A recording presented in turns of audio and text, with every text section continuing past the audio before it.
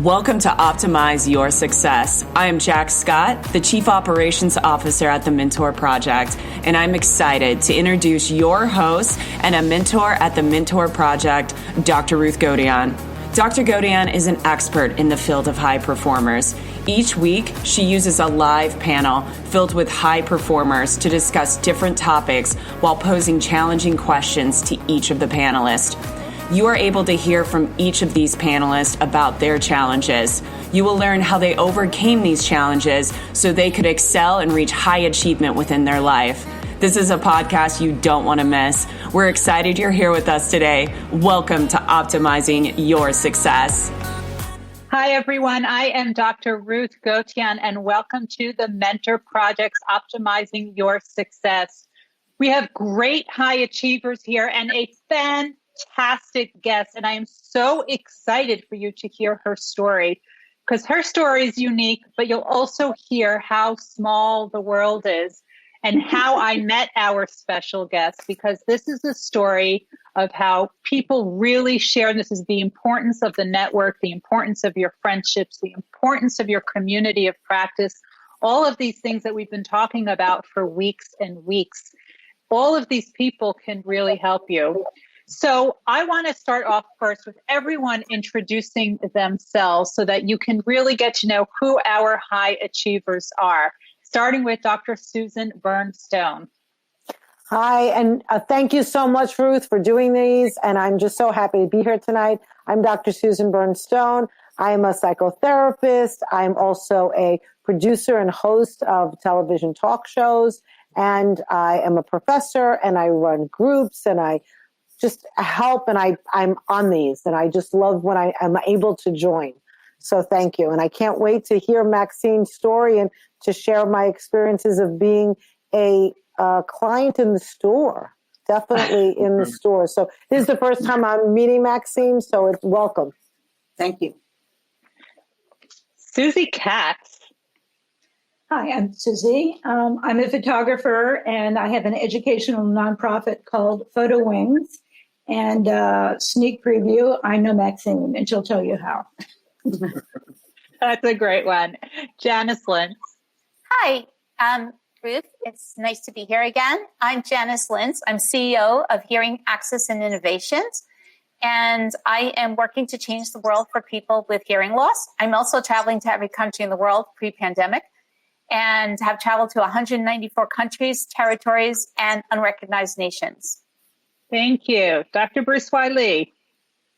Hi, I'm Bruce Lee. I'm a writer, journalist. I cover health and healthcare for Forbes. I'm also a professor and do computer modeling. Thank you. Devin Harris. Always so wonderful to be able to spend time with you guys. I am Devin Harris, three-time Olympian, founding member of the original Jamaican bobsled team, author, motivational speaker, philanthropist, who gets to hang out with Maxine Clark this evening. Hey, life is awesome, man. I'm telling you. Life is so good. And the wonderful Maxine Clark. Well, thank you. I'm so glad to be here and be amongst friends. At least Janice and Susie I've known for a while, but I didn't know the others, and I'm looking forward to getting to know you all too.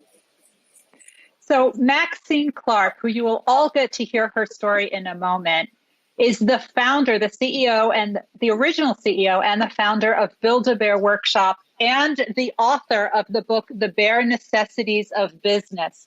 So if any of you have ever been to a Build-A-Bear workshop, you have Maxine Clark to thank. The idea, you will hear how she came up with the idea for this wonderful Build-A-Bear workshop and really how it all came to be. Now, the reason and the way I met Maxine, everyone knows I study extreme high achievers, and I'm writing a book about it. And one day I was talking to Janice, and I knew the whole story of how she met Maxine, which she will tell you about in a few minutes. But she is the one who actually introduced me to Maxine. So I want you to recognize that all of these people in your network can help introduce you to other people. So I want to publicly thank Janice for that great introduction. Now, Maxine, we are dying to hear the story of how you came to be the founder of Build-A-Bear Workshop. I've heard this story. It is so worth hearing. So guys, think of questions that you have for Maxine, type it into the chat, and we'll see if Maxine and the others can answer it. Go ahead, Maxine, tell us the story. Tell us your story of how you came to just create the idea of Build-A-Bear Workshop. Well, I've always been a creative person. I think I extreme curiosity, that's my superpower. And I've always been curious about how things are made and how things work. And my father was an electrician, and he used to always, mess around with things and hook things up. And I always wondered, how do you do that, Daddy? And so I don't think building something was that unusual to me. It's just that it's not necessarily something that they encourage girls to do when I was growing up. But I had a great education, grew up in the public school system in Miami, Florida, where I met Susie Katz.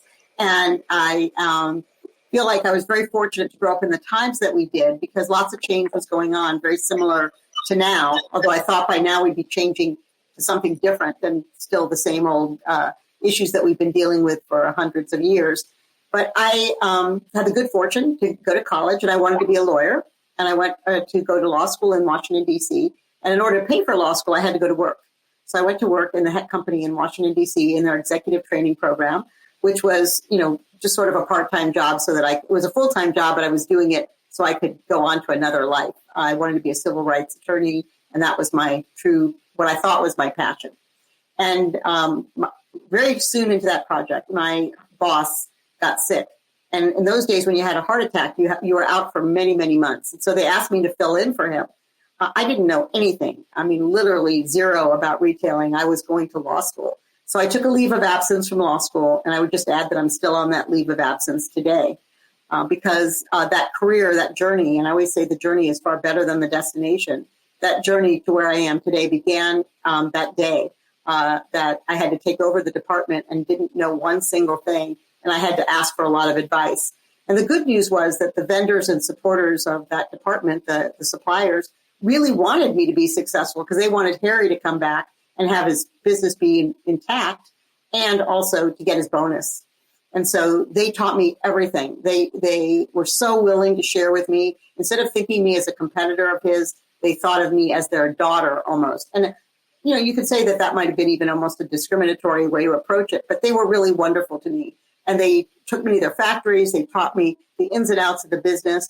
And when Harry came back, it was more than successful. He'd had a phenomenal year, and he was able to make his bonus, and I was successful. They promoted me. Now, one of the reasons I was successful was because I was the customer. It was just 1971. Women were going to work in droves, and there wasn't really a lot of things for us to buy that we needed. And so I was a sportswear buyer, and I was buying those things and putting in the department things that I thought I needed that other women needed as well. And then we were doing that throughout the company in other departments. And so I was sort of leading that charge. And when he was promoted, when he came back and I was promoted, the boss called me from St. Louis, the CEO of the company, and asked me some questions. How did you do it? What were your secrets? And I told him, I said, I didn't know what I was doing. I had to ask a lot of questions, and I listened to what they told me and moved on. And he came very shortly thereafter to meet me in person, because he wanted to see who had done this just fresh out of college. And we had a great conversation. He talked to me for hours in my department. I wanted to know the ins and outs of everything. And about 3 months later than that, he invited me to move to St. Louis. I say invited me. I kind of had a choice, but I didn't really have a choice. They were promoting me to move to the corporate headquarters in St. Louis and to work on projects that required a lot of curiosity for my boss. And so I was really glad to do that. And I was really glad to be able to learn so much. And that took me all along my career. So from that job, I was promoted to executive vice president for merchandising at Famous Bar, and then our discount division, venture stores. And ultimately, I was promoted to the president of Payless Shoe Source. Now, I'm a small person, 4'10". Shoes are my everything, because that's the one thing I can buy and I don't have to alter it. I can just, put them on and feel terrific. So I was very excited to be the president of Payless Shoe Source. The only negative was that it was in Topeka, Kansas. And the Make Company, about 4 years into that job, decided they wanted to spin the company off as a separate company. And I had the opportunity to sort of take my money and run. And I decided to take my money and run back home to St. Louis and start my own business, although I did not know what it would be. and came back home, and I immersed myself with my friends' kids. I really we went shopping for Beanie Babies, if you remember when those were popular. And they were my next door neighbor, Katie, who was 10 years old at the time. We went into a store that we thought would have Beanie Babies, but they didn't. And we, when she didn't see the one she wanted, she said, these are so easy, we could make these. Well, she meant go home and do a craft project.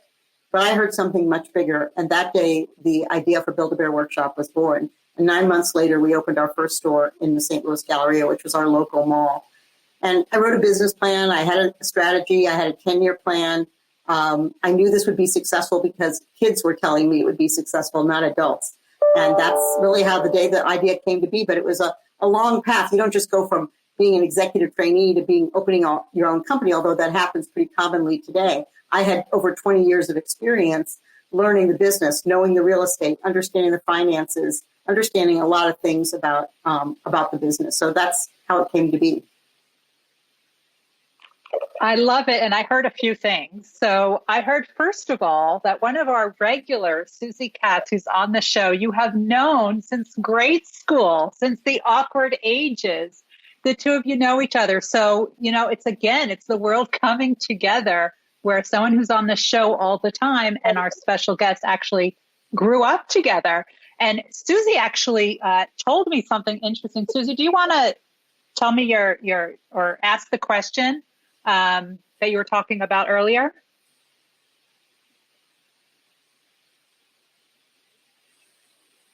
I saw it in the chat. Yeah, you might still be muted. Oh, I'm sorry. No, I'm not. Okay. Yeah, we both went to a public high school, and I really miss those days when public high schools were fabulous. And out of our school came George Winston, the piano player, Jeff Apple, a movie producer, you. And I was wondering if there was something that happened when we were in school that might have helped you develop skills that still serve you today. For example, as I recall, we were both in the band. And I believe that as a photographer, music helped me with timing and collaboration. And I was wondering if there was anything that influenced you. Well, one thing that you're absolutely right. We were very fortunate to go to a high quality public education all the way through high school. I would say that, yes, that did influence me. One of the things that you were much more focused than I was, but I tried a lot of different things because I was always curious about playing the flute or doing the yearbook or being the editor of the school newspaper. I was constantly moving around, and some people would call that a lack of focus. I called it a curiosity, and it allowed me to try many things and find out what I think I was good at. And I love the flute. I can still play the flute. I can pick it up, Susie, and play a few notes from the songs we used to play. But Susie and I also, my last name, my maiden name was Castleman, and hers was Katz. So when we were forced into alphabetical order, we were also very near each other all the time. So that was a good thing.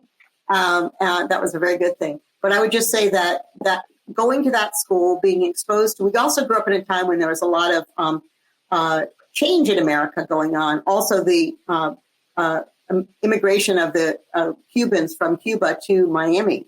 Tons of young people moved families, and that was changing our school pretty dramatically. Also, integration, which was also making our school better. And one person that was in the band with us was Winston Scott. Winston Scott, a young African-American man. He used to ride his bike to school, and I would sort of enter school at the same time. We got to be friendly.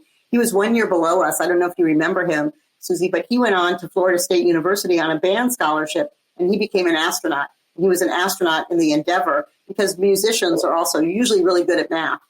And he went to be a musician, and he came out an aeronautical engineer. That's the opportunities that existed, and what young people from our high school got to be, no matter what your background was when you started.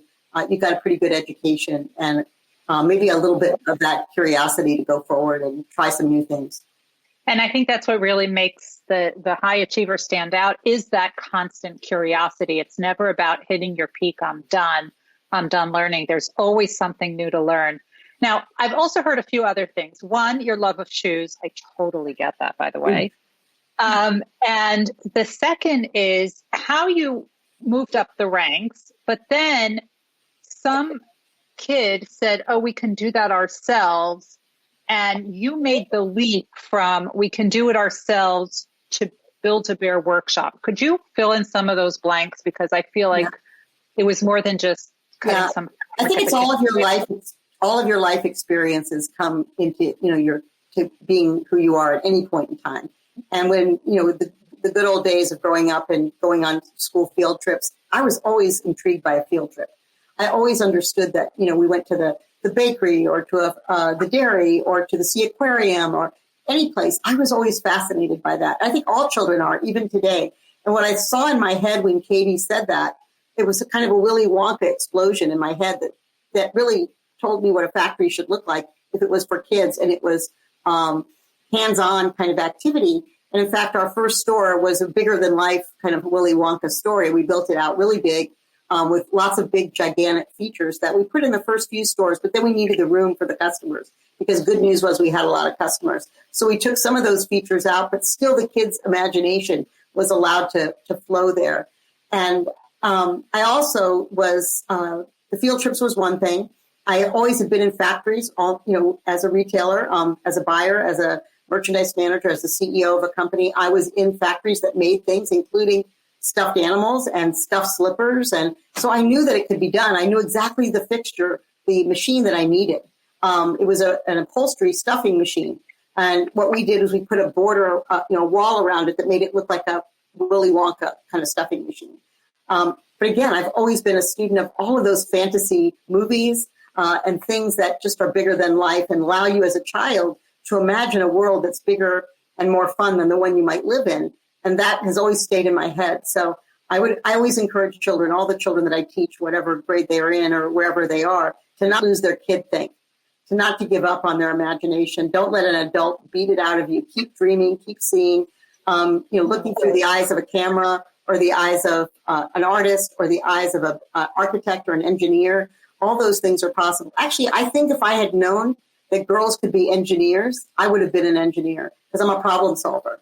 And I really wanted to do that. And I think that what I did here was I didn't invent teddy bears. Ray Kroc didn't invent hamburgers. Howard Schultz didn't invent coffee. We just invented how to do it better. And we put our own perspective, what we loved of that product, whether it was hamburgers or coffee or teddy bears, into making it special for others as well. Maxine, you're being featured in my book, and one of the other people being featured in the book is James Hondo Geertz, who's the current Undersecretary of the Navy. And he said to me, he's not an innovator, he's a poacher. He sees different ideas and he's able to make connections that other people don't see. And it sounds to me that's exactly what you did. You took all of your experience. You knew what a factory looked like. Obviously, you're not going to put a child in a factory like that, but you knew how to take that and take a child's curiosity and the safety features and the colors and everything else, and you put those together in a new way. And that's innovation.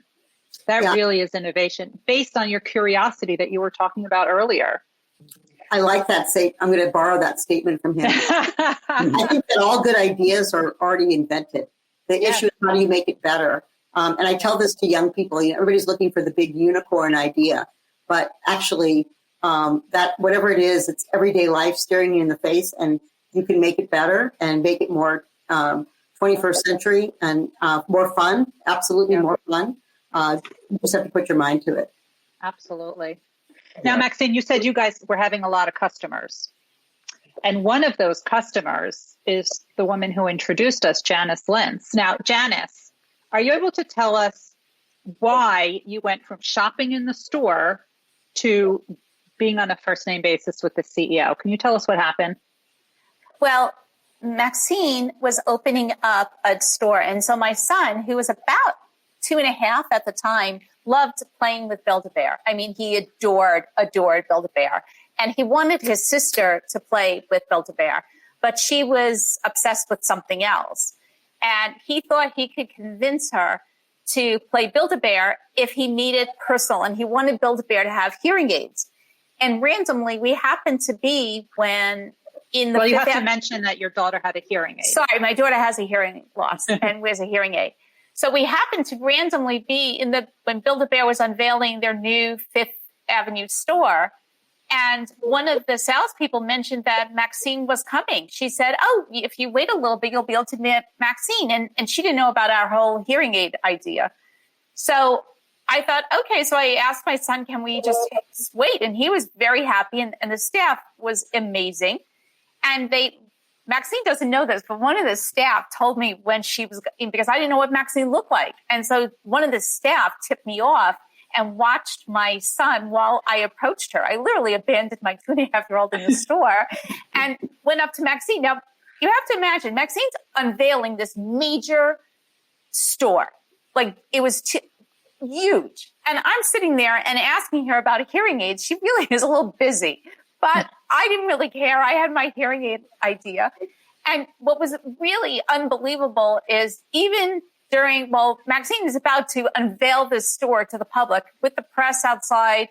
She was willing to listen, which to me was unbelievable. And I remember she said, if you can walk and talk, just walk and talk. And I was like, great. And I could walk and talk, and she's a fast walker. She is really fast. And so I told her my idea. And I remember she was walking into the back part, where the employees walk. And she said, okay, we'll send it to you. We'll send you some ideas. So I'm so accustomed to people just blowing me off. You just say what I want to hear to silence me because they're really not interested in disabilities. But that wasn't Maxine, because shortly thereafter, she sent me a prototype photo. And not only was the prototype was perfect, there was nothing to change. And then just a few weeks later, it was produced. And I remember her saying something, and it was really an inexpensive price. I remember at the time it was about $2. And I couldn't understand how they make money. And she was very clear this was the right thing to do. And what is really unbelievable is Build-A-Bear was the first mainstream toy company to develop a hearing aid for toys. No other company did that. Mattel followed suit, but for years, Mattel would not do it. Different CEO. The CEO is very different now, but the previous CEO would not, nor would his staff. And Maxine just said, yes, we're doing it. It doesn't matter if we make money. This is what we're going to do. And so now this is the Build-A-Bear produced this for me when I was the interim executive director for the Deafness Research Foundation. We were giving these away, and I bid on one of these to get this. But this was because I had to have one of these bears as a memory for producing it.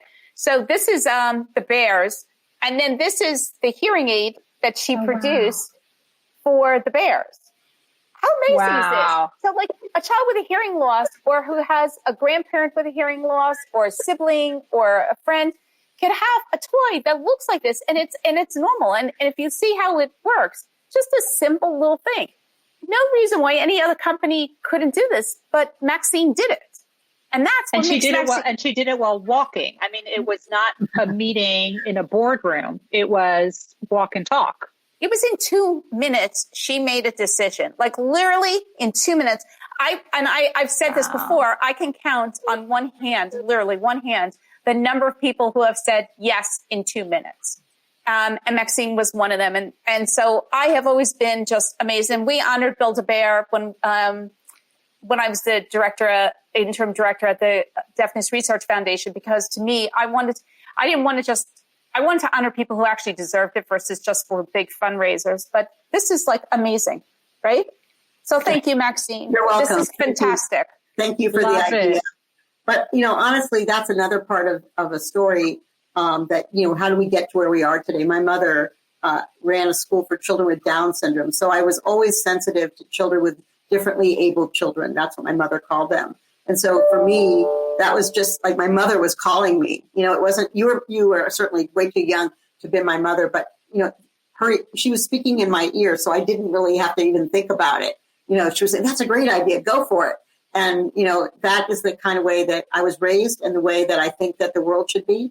And that there's so many differently abled children and adults that we can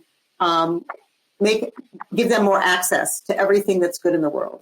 So that was, you put the idea in my head, but my mom, was actually nudging me along in there.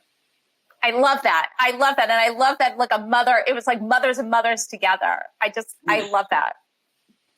And you just made it so accessible to everyone. But, to me, I hear people saying yes all the time, but saying yes to actually getting a prototype and getting it produced and then sending it back to the original person, there's about 100 steps in the interim, but yet it still happened. Yeah, right? Janice tells it a little differently than I would. She stayed in touch. She was. I'm shocked to hear that. She was not going to let up on we were birds of a feather, and it was a perfect person to be, because she was responsive to the idea. She was responsive to the design. And so we could move quickly, but also because I was the CEO, I could make that decision. And I think more CEOs can do that. They just keep delegating. And sometimes they never even hear all the good ideas because they're not in touch with the customer. But for me, starting my own business was also about staying in touch with the customer, especially children who keep you on your toes and keep you learning all the time. And for me, that was part of the joy of the job, was meeting the parents and the children in the store. I have hundreds, maybe 1,000 pictures of myself with children and their parents in our stores. Not that I know all their names. I promise you I don't, but I know their smiles. And many of them, we have kids that go to Wash U that met me in a store, and they call me up or they find out my email and they write to me. I said, I'm in St. Louis. I go to Wash U now. And I remember I met you at the store opening at Woodfield, or the store opening in so-and-so. Wow. Thinking like, that's better than being Santa Claus. It's really a wonderful honor. And I really feel that that was what I was supposed to do. When you think about going to law school and all the things you think you're supposed to do that get you on the road to what you're really supposed to be when you grow up. And my mother was a tremendous influence on me. Unfortunately, she died when I was just 21 years old. But I think she would be very proud to know that even though I was a capitalist and I was a business person, that I actually did good things with that business acumen. Now, I'd like to add another thing to that Maxine may be a little shy to say. In our school, there was a lot of cliques, and she was always one of the people that was approachable and friendly and open. And I see that's carried her throughout her life. And also the idea of being a creative thinker and being curious helped her be smart enough to get out of that silo that so many people are in. Yes, that's true. I love people, and I love, I'm curious, I'm nosy, and I'm proud of it. I want to know what's going on. I want to meet people in the airport. I want to talk to people. I miss that. That's probably the part I missed the most during this last year, the ability to meet new people. But I've actually found that doing events like this and others, I've met so many new people. It's been really, really, in many ways, the perfect way to do it, because I could never have gone to all those meetings in an airplane. I could never have been everywhere that I've been. So I've made a lot of new friends, and I've been able to mentor a lot more people, young entrepreneurs that I would have been able to do in person for sure. So it's been a mixed bag, but it tilts over to the good for me. Now, Maxine, let's talk about some of the mentoring that you're doing now, because you stepped down as CEO of Build-A-Bear about 8 years ago, and you went on a different path, but no less of a giving path. Can you tell us what you're doing now, what you're up to? Mm-hmm. Thank you for asking. Yeah, I wanted to, I started Build-A-Bear, I was 48 years old. So I knew I only had a limited time to be there in order to get the company up and running. Hold up. Repeat that again. When did you start Build-A-Bear? I started Build-A-Bear when I was 48 years old. So there you go. My second or maybe my third career, technically. And I knew that I was going to do it maybe till I was 60. That's kind of what I was thinking about, because I had other things I wanted to do. And I knew that in order for the company to be last a lifetime, like Disney, I wanted it to be something that I could build and make strong, and then hire my replacement or promote my replacement. And I always say that the best thing that a founder can do for their company, besides starting it, is turn it over to the right person when they're ready to leave. And we hit the recession, so I had to stretch it out a little bit. But I did find a great person to run the company. I knew that nobody else could start Build-A-Bear and do what I had done, but somebody else could take it to a new future. And so in finding that, helping the board find that person, we're a public company, and in helping that person find that helping the board find that person, I could go on and rest easy in the next things that I wanted to do. I'm still on the board of Build-A-Bear. I'm still involved with the Build-A-Bear Foundation. I'm still, involved as much as I want to be, but I don't really want to be too much because I have so many other things to do. But I really was, as Susie said to you before, we had a great education. And when I came to St. Louis, I saw that great education was not as accessible as what I had. And I couldn't really understand it. I didn't really know why it was so unusual in St. Louis. And I really wanted to get involved and try to help teachers who are my heroes. I'm still in touch with many of our high school teachers, believe it or not. I just recently, Susie, talked to our Spanish teacher. I don't know if you had her or not, the one that was the captain of the cheerleaders, and Jeff Rosnick, who was our government teacher. And my favorite teacher was Mrs. Adams, who was our journalism teacher. She unfortunately did pass away. But we all thought our teachers were so old, so much older than us. But actually, they were only like 5 or 6 years older. So they're still walking around on this earth with us. And so I still have in touch with them, and I really appreciated them. So I got involved in public education here in St. Louis. And we were working in starting a charter school here, a high-performing charter school. And I was in a neighborhood that was not very far from my home, maybe like 3 miles from my home, actually, but on the other side of Del Mar. Del Mar is the dividing line in St. Louis between rich and poor and black and white. And Del Mar is a long street. This neighborhood used to be actually at the turn of the 19th to the 20th century, it was an immigrant Jewish neighborhood. But over time, it had become a middle-class black and white neighborhood and had grown to being a pretty successful neighborhood. And then the 50s and 60s came along, and the 70s, and the unrest of change. And most of the white people moved out, and the black people stayed. But many of the houses were left, to not necessarily fall into the best hands, or people bought them up thinking that they would be able to turn them into something else, a boarding house or something. And so they left this area pretty unstable. And I was literally one day I was leaving the school and I turned right instead of left. I said, I'm going to go a different way. And I go by this building they were just putting the sign in that said it's for sale. And I looked at the building and I said, oh my gosh, what is this going to be? We're building this school here, and the neighborhood, they can't have this building fall apart or fall to ruin. And so I actually called a friend who was working on a similar project, but for-profit businesses. And I said, Dennis, why don't you buy this building and turn it into Cortex West? And instead of making it for-profit businesses, let's invest in nonprofit businesses and use some of it for apartments. And he said, I'm so busy, Maxine, why don't you do it? It's similar to what Katie said when she said we could do this. He said, why don't we do it? And I said, why don't we do it? And I and looked in the building, what I could do to buy it, how much it would cost. It was an old hospital first built in 1904. And the original building is still there. And then they built around it. And, growing up in Miami, we had great hospitals, Jackson Memorial Hospital. We had Mount Sinai Hospital in Miami Beach. We had a lot of good hospitals. And I don't know whether they're still standing or anybody's made much out of them. I haven't been there in a while. But I will say this hospital when it was built in 1904 for the World's Fair, to house people that came in for the World's Fair and then become a community hospital, lasted a long time. And it was a very state-of-the-art hospital.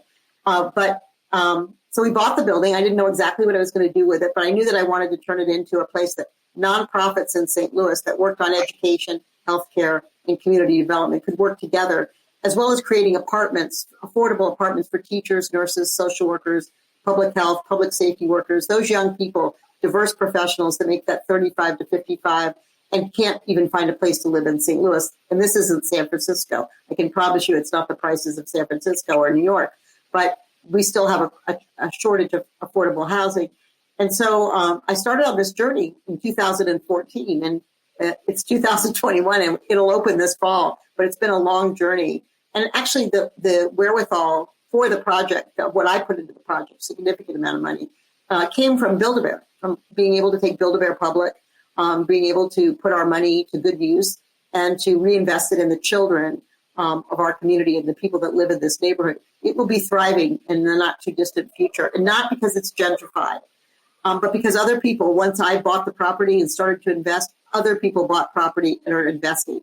And so they're changing our metro stop, redoing the metro stop, putting 2 new apartment buildings there as well. Also, this is very close to Forest Park, which is our version of Central Park, which has the Missouri History Museum. It's an absolutely incredible place, right between WashU and the WashU School of Medicine, right between the Central West End and the Del Mar Loop, which is the entertainment area around Washington University. So it's really in Hollywood and Vine for St. Louis. Why it didn't get developed is a story for another day about segregation and redlining and Jim Crow and many, many other bad things that I just never quite understood.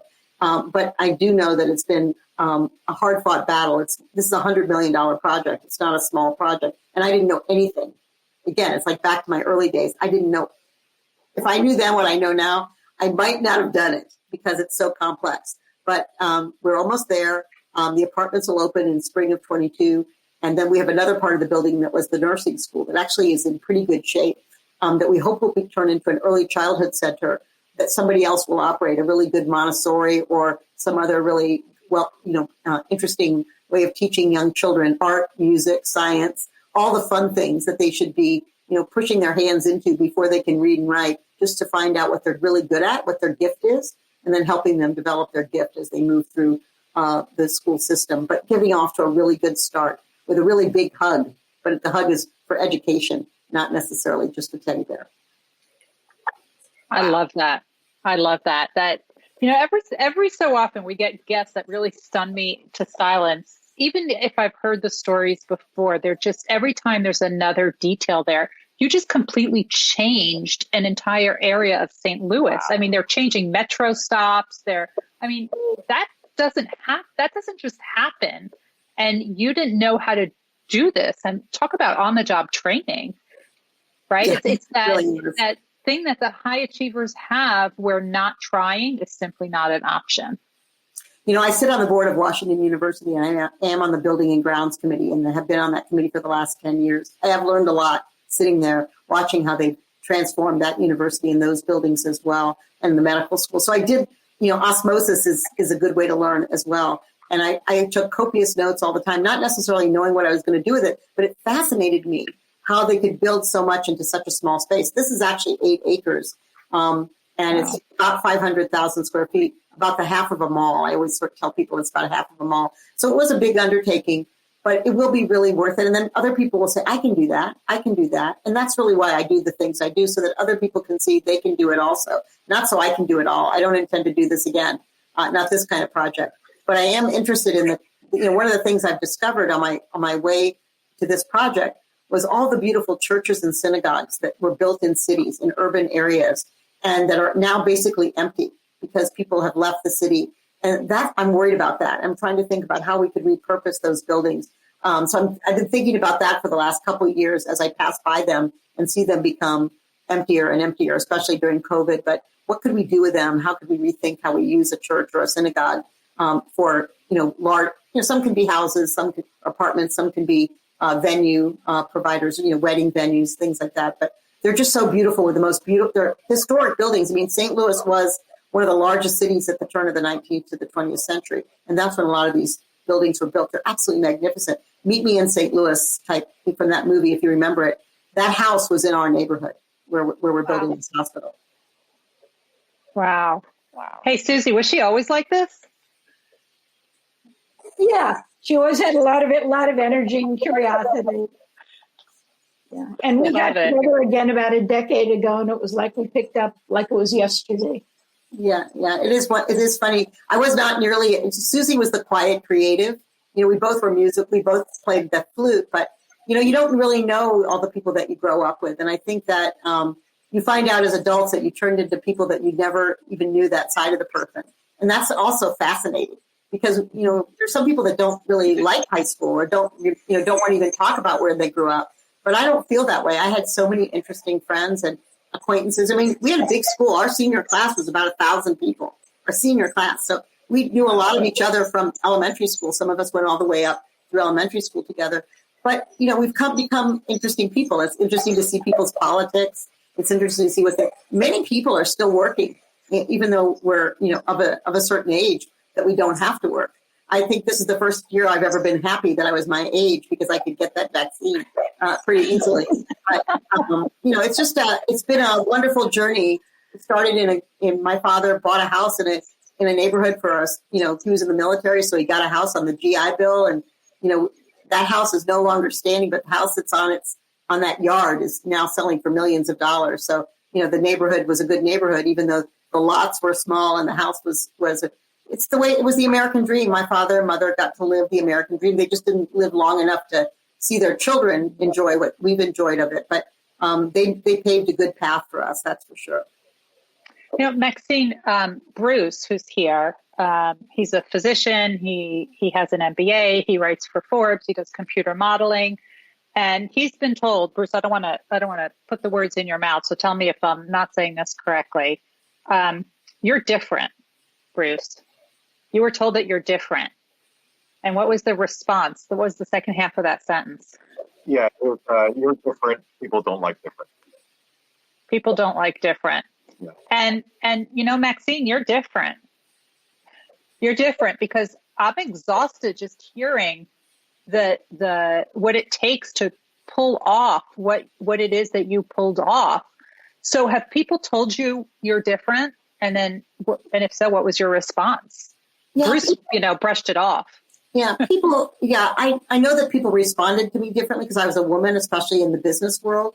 But at first, they treated me like I was their daughter, and I didn't think that was necessarily a bad thing, especially as they were nurturing me along. I don't think they ever saw me as a threat. But as I got more successful, because my numbers were better, I always tell young women, get into a business where you can be measured by the results every single day. They started to treat me differently, as if I did have a brain, that I wasn't just this little girl, playing at business until I got married and had children and all that kind of stuff. And then I got pretty vocal about things that I cared about and things that I stood up for, standing up for hiring more women, hiring more minorities. And, people would say to me, we don't do it that way here. Or, that she's going to make more money than her husband if we give her another raise, or, stuff like that I just was appalled at. But I was successful enough that I wasn't worried they were going to fire me because of what I was saying, because my business value was too important. So I knew that. And I just had a sense about it. But maybe I did sometimes step over the line. I'm sure that not everybody really liked me. Some people were probably jealous of my guts that I had to say what I said. But I know that they thought it. And there were times that I thought I was right, my boss was wrong, and I didn't get the promotion that I thought I deserved when I thought I deserved it. But I got it later. And actually, I had to admit to him, because it was always a him. I never had a female boss, that he was right, that I was more ready by the time I got the job than I would have been if I had gotten it when I thought I was ready. And so sometimes people know you better than you know yourself. And I always took those criticisms as not criticisms, as improvement, suggestions for improvement. I'll show them. I don't know the word no. If somebody tells me no, like I'm on it, I'm on yes, I'm going to prove you wrong. And that's actually also served me well. So if somebody said it to me or acted funny to me or walked away when I walked up, I didn't let it get to me just for a second, maybe, but not for very long. Like Bruce, I just kind of, okay, that's your problem, not mine. As my kids say, that's a you problem. I like that. Go ahead. Oh, go ahead, Susie. No, I was just going to say, in terms of Bruce being different, it's because he's covered so many different areas in a time when people didn't respect that. Maybe Bruce could flesh that out just a little bit more. Yeah, I guess, certainly like in many fields like medicine, you're pushed to do one thing or specialize in an area. Like the mantra was pick a body part or pick a and stick with it. And when they told me, oh, you should pick a body part and stay with it, I said, well, I don't have a favorite body part. I like all the body parts because without all of them, you sort of fall apart. And then I also was interested in other areas like writing and business and et cetera. And that wasn't really typical. So a lot of the focus was, put your head down and focus in an area. But I don't think everyone, that's great for some people, but not great for everyone. We have two neurosurgeons here at Washington University that are playwrights. And they produced this play called Brainworks that we ended up putting on public television as well. And they did 4 short stories of how the brain works. And so amazing. And I really thought that that's what we should use to teach adults. Like if we were using that strategy to teach people about vaccines, we might not have the issue that we're facing right now. So amazing. It was a sellout crowd the 2 nights that we put it on, and then they taped it for television. But doctors have an amazing talent, and we should just let it loose because they're number one, they're so smart, but they're also quite creative, especially when they're research physicians. And they see patients. And they look at each, if they're a good doctor, they're looking at patients as individuals, not as a body part, but as a whole person. I'm really interested in medicine. I'm interested in this integrated medicine and how all those things, if I knew then what I know now, I'd probably be tall and thin. I think that there's lots of things out there in medicine that if they taught it to us, we would be able to be much healthier people, but they didn't. They kept it a secret. Or they didn't think people were smart enough to understand. They didn't put it in a format of which we could understand. So that's really why I think that you're looking at the world like that is what we all need. We need more doctors like you. Do you teach doctors also? I'm sorry? Do you teach doctors also? I have. Yeah, I think I agree with you. I think the language is so important because I think a lot of these field siloed languages where only like a certain number of people understand. It's almost like, hey, you're of this certain type because you can understand what I'm actually saying. But where it's really important to help everyone understand all these. And I think that's where you're a perfect example how crossing different areas have really generated or germinated some great ideas. Yeah. Yeah. Something you said about, and I think this is probably from your working in retail, is that you're constantly being measured, right? How are you compared to yesterday? How are you compared to a year ago today? And that's how you can prove that you're actually successful.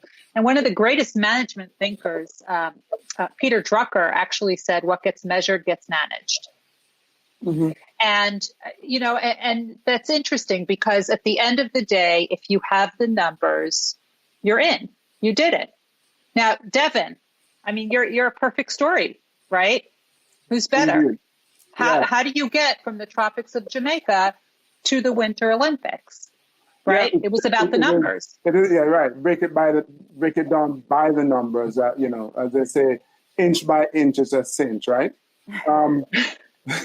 But Maxine, I have a question for you, and Dr. Susan, I'm hoping I can get your perspective on it as well from the psychologist point of view. So Maxine, in the beginning, fresh out of college, to use your word, let's go back to the beginning. I like to start there. So your boss had to go out and you were taking over. You knew you didn't know enough, which I think is a mark of high achievers as well. They know what they don't know, and you weren't shy about asking for help. But how did you know that you wanted to do it? I'm trying to understand from your perspective, your mindset. What made you believe you could do this? And Dr. Susan, I'll be curious to hear the professional psychologist's view of this as well. Because nobody told me I couldn't. I wasn't raised to know that I couldn't do something. Even as a girl, my mother was a very outspoken activist in the community for children that were differently abled, particularly, but also for persons of color. And she was a very active civil rights person. She took me everywhere she went. And so I didn't know that you couldn't do those things. I have so many stories I could tell, but one was my mother went to a beauty salon that was owned by a Black woman. That was where she went every Saturday in Coconut Grove. And I went with her. And I didn't know that white women didn't usually go to a Black beauty salon or vice versa. But in the back room of that beauty salon, it was actually a front for a political action group that was working on civil rights. And I happened to walk into the room by accident. And my mother said, "Oh, no, don't go back there." And then the person, one of the people in the room said, "No, let her come in. She can help us put the signs together." I was like 10. And once he told me I could be part of that at the table with him, I thought I could be at any table. I could be anywhere. And I never even thought about it. Honestly, I think that's my naivety. I just go. And I want to do well. I want to make the world a better place to be. I just didn't. I actually wasn't. I was going to go to law school. I was going to go back to law school. It was just a temporary job. And I didn't think about it being my full-time forever job. I took a leave of absence. And then I decided that I was really good at this. Other people told me I was good at it also, but I was good. I loved it. It was creative.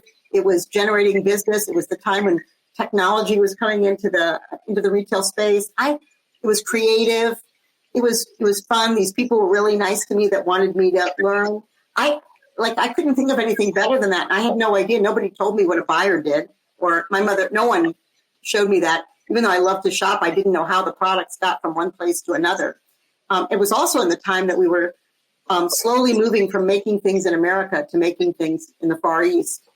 And I was visiting a lot of factories in North Carolina and South Carolina that wouldn't even help you make it something in a different color. They did not want your business, really. And so I can speak from authority when I tell you that when I went overseas, they couldn't do enough for you. They wanted to make it in whatever color you wanted. How many sizes do you want? They made it so much easier, especially for a person like me. I didn't think the vendors were telling me no because I was a female. They just didn't want to do it our way, and they didn't really believe there would be any competition.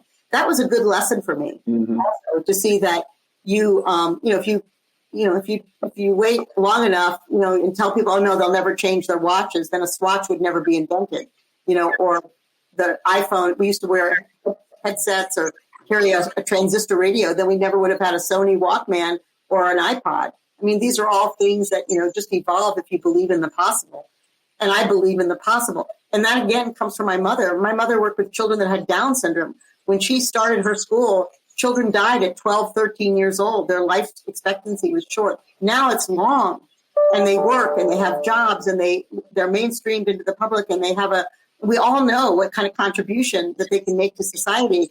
And, that's believing in the possible, and I think that, we all set examples for children in those ways, but I was lucky to be exposed to them in a unique way through my family, my teachers, my friends.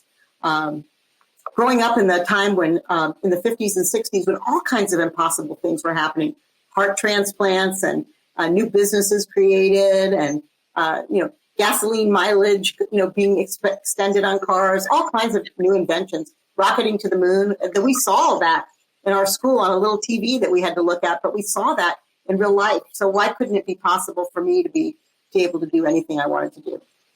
It's also apparent to me, though, Maxine, that the nexus between law school and the rest of your life, because you wanted to do immigration law, you said? Civil rights law. Civil rights. Is this desire to help people. And so I see that connection. I love it. Yeah. Dr. Susan, you're going to weigh in? We need you to weigh in here. Well, it's so interesting, Devin. First of all, you read my mind, because as Maxine, I am blown away by the story. I'm practically speechless. I just admire everything that you've done. You're an amazing person on so many different levels. But I think that you actually answered Devin's question, and there were so many levels that I was thinking as you're telling the story, what makes you different? What gave you all of the courage and just the perseverance to do it? And there was a couple of things that you gave away that I was thinking about, to just even what you said, what your response to Devin was, and that you did have the family, you had the values of your parents that you alluded to. And when you told the story, which almost brings tears to my eyes, when Janice approached you and you had your mother in your head, that was just very telling on so many levels, because she was guiding you, right? So there was that voice that was in your head, and it was hers, and she was saying, yes, you can do this, you can do this. And my hunch is that whether you knew it or not, those values, those voices from the school that you grew up in, all those schools that you and Susie talked about, the values, the beliefs, you were encouraged. Your school encouraged you to try different things. It wasn't putting you in a box. It wasn't that allowed you to do that. And again, you the way you discussed your parents is that they lived the American dream. They probably worked really hard and they stuck to certain values, but you were taught that you could do anything. And one of the other things that was so impressive was that, and Ruth, you talk about this in terms of the need, and we've spoken about it on other shows, is you were not afraid to not know something and to say, I don't know this. Come on, everybody, let's figure this out. Help me. And that really is just one of the characteristics of really true success. And what's so important for people to understand, that you just embraced it and you said, yeah, I don't know this. Okay, I'm going to learn. And that carried you through. And I heard that in every single endeavor, even now, and also I know, Ruth, you reacted to when you heard how old Maxine was when she first started the business. It was like, oh my goodness, like, on so many levels. That was inspiring. It's so inspiring. And you're just, it's so impressive. And from my heart, I just feel the story, the chills, that listening to every single piece of, and you followed your values and you stayed true to yourself in terms of what you believed in. And you didn't allow anybody to say, no, we're not going to do that. The hearing aid thing isn't really on many levels, the good thing. And you were like, no, this is that. And you were able to take everything that you were exposed to, and just apply it to everything you did. I'm just, it's an honor to be in the same Zoom room with you, if you will. Oh, thank you. Thank you. There's so many other things that as we're sitting here listening and you're retelling my story to me, I'm thinking about all the other people that have influenced me that might have had a ding in my head at that time, because in St. Louis, we have the Moog Institute for Hearing, and it's part of the Washington University, was part of Washington University. And one of our neighbors was the founder of this institute, and they were doing the hearing implants, the cochlears. And she was criticized for it. She wasn't really a pretty popular person because it was controversial. But I always thought what was controversial about a child being able to hear. That was not controversial. But I didn't really, I didn't get to, my husband was more involved in that than I was. But when Janice came up to me, I'm sure that knowledge of this came into my thought process, and that kids would feel okay that they can't necessarily hear perfectly, but they can hear something. You don't know. I mean, it's all about life experience and connections. And I think that that's the part that's so valuable to me, or the friends that I've met along the way, even if I met them for a day or a week, or that they imparted something to me. Almost everybody. I think everybody did. Even people I didn't like so much taught me something I didn't want to do. But you're open to that, Maxine, and not everybody's open to that. Yeah. And you were, one of the things that came through is how, to answer Devin's question, is like how open you were to allowing that in. And you also said it, you didn't take it as criticism. Maybe the nose hurt for a second, but you just went, oh, okay. And what do I need to learn? How can I get it? How can I do this? Okay, that's just a no. All right, how do I turn it into a yes? And not stopping there. It's so interesting because when I interviewed Maxine for the book, I asked her about her failures, her challenges, etc. And, she's human like the rest of us. And she has a long list of them, I'm sure. And she had to pause and say, I'm sure there were many. I just can't think of them right now, which is a very, very common answer when I interview extreme high achievers. Of course, there were challenges. Of course there were, but it doesn't stop them. It's just part of the journey. And that phrase that you were talking about, Susan, that I always talk about, that high achievers fear not trying more than they fear failing, because failing is part of the journey. You learn your lessons from it. It's an opportunity to learn new things. It's an opportunity for enhancement, but then you continue. And the focus is on how you will overcome the challenges, not if you will overcome the challenges. And from those challenges, new opportunities come, right? Luck is earned. Luck is earned. So it's part of paying those dues along the way and garnering all those things that you're going to learn. Guys, we are at the top of the hour. We need to close down, and we're going to tell everyone where they can hear about you. Thank you very much to Maxine Clark, founder and original CEO of Build-A-Bear Workshop and author of the book, The Bare Necessities of Business. Bright yellow color. Go check it out.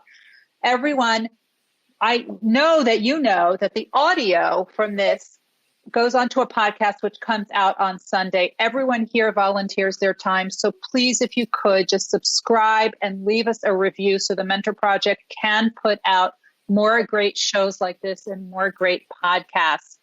Guys, this has been fantastic. I want everyone to tell us where people can hear more about you, because we could talk all night, because there's so much to learn. And I think that's part of it, is learning from high achievers. So Devin, how can people hear more about you? And you might need to get off mute. He's still in the bobsled. I tell you, the only time you can keep me quiet is when you put me on mute. So, devonharris.com is my website. Instagram and Twitter at Keep On Pushing 88. My podcast is youtube.com/Keep On Pushing Always. I'm on LinkedIn. I'm on Facebook. I'm the guy in the Jamaica bobsled uniform. Thanks, Devin. Susie Katz.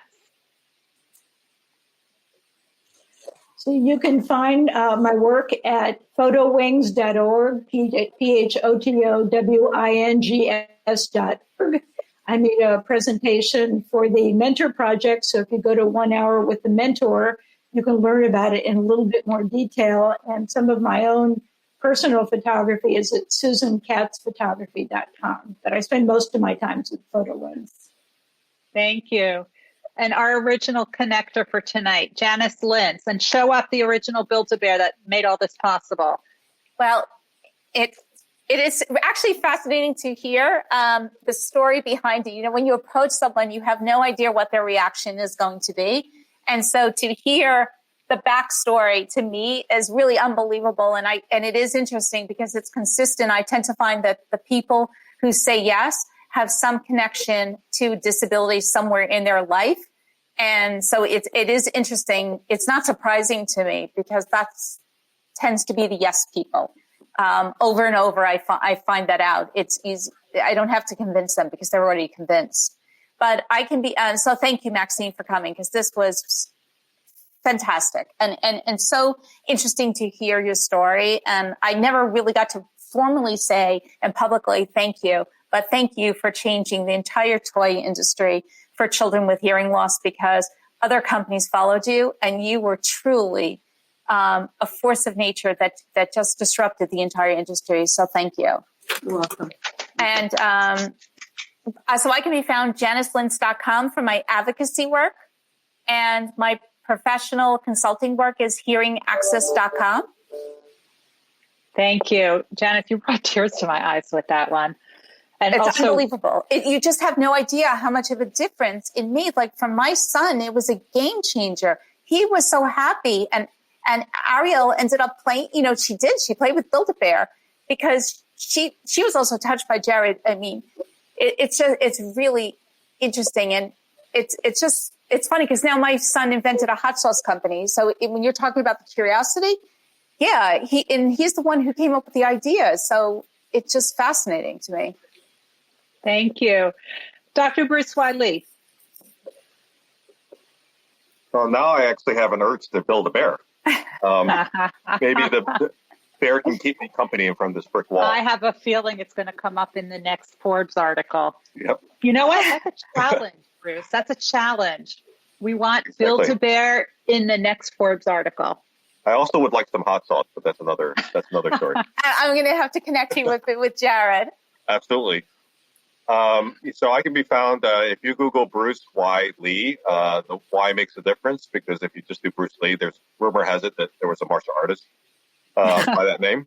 And also, if you want to read my stuff, it's Bruce Y. Lee Forbes, and my website is bruceyle.com, and my Twitter handle is at Bruce_Y_Lee.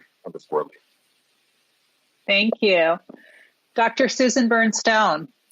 Thank you again. This was really amazing. It's just an honor. And thank you also for I have so many great memories of bringing my daughter and my niece to the Build-A-Bear stores. I'm in New York and been to many of stores. And what's so interesting also, Devin, I was thinking about the question that you had raised in Maxine's early life experience. A lot of the work I do with the people that I work with is they didn't have those messages given to them. They weren't told that they could do anything, whether it was by their family members or schools, and working with people to how do they not allow their early experiences to not stop them from becoming successes. And so that's a lot of the work. So if you want to learn more about my work, you can actually contact me directly at drsusanbernstone@gmail.com. You can Google me. I'm on LinkedIn. I have a website that's still under construction, but you can get there. I also, my show is called Your Voice with Dr. Susan. That's on public access. You can Google that. It's also on a Facebook page, as a YouTube page. And also I am working with the Mentor Project. And that's why we're all here tonight. And you can find me on the Mentor Project. And I also produce the shows for them as well. So thank you so much again, Maxine. You're welcome. Just really an honor. And thank you, as always, Ruth. Thank you. Maxine, if people wanted to hear more about you, where should they look? Well, I think you could go to the clarkfoxstl.com website. That's our family foundation website, and you can see all the work that we do. And maybe there's something we can do for you in terms of thinking about access and something that we care about deeply. And then also the Delmar Divine, Delmar Divine as in DIVINE.com. It's called the Delmar Divide today, but we're changing it. The one letter N is for investment, innovation, and inclusion. And then those will probably be the place you could find out the most about what's going on. But I'm on Twitter, Facebook, LinkedIn, Instagram, Chief Exec Bear on Twitter, and Maxine CEB on Instagram. I still have some of my bear lingo going along with me, but I'm easy to find. I'm the one that looks like they're a small, short person. And you're quite active on LinkedIn. Yes. Thank you again, Maxine. Behind the scenes, we have the CEO of the Mentor Project, Dr. Debbie Heiser. She makes us all look gorgeous. Thank you so much. I am Dr. Ruth Gotian. I am your host for tonight. And, I study high achievers. There will be another Forbes article tomorrow about one of the number one executive coach in the world. He's giving away all of his intellectual property for free. So there was an article about it last week. The first part, the second part is coming out tomorrow. So you will hear more about that. So I encourage you to go check that out. I can be found on my website, ruthgotian.com, RuthGotian. All the social media, LinkedIn, Twitter, Instagram. It is just my name, Ruth Gotian. If you want to hear more of Maxine Clark's amazing story, she will be featured in my book, which is coming out next winter. Go check out the Mentor Project. They are hosting us. If you're listening on the podcast, please leave us a rating and review. We will see everybody next week. Thank you guys so much. This has been amazing. Bye, everyone. Thank you to all of our listeners and sponsors who have made this podcast possible. You can find out more about Dr. Ruth Gotian to optimize your success, live events held every Monday at 8 p.m. EST by going to our Facebook page at The Mentor Project. I am Jack Scott, the Chief Operations Officer here at The Mentor Project and the host of Meet Your Mentor, which posts every Wednesday. If you're interested in working with The Mentor Project, please reach out to us by going through our website at mentorproject.org. We look forward to seeing you back here next week to learn more about how you can optimize your success.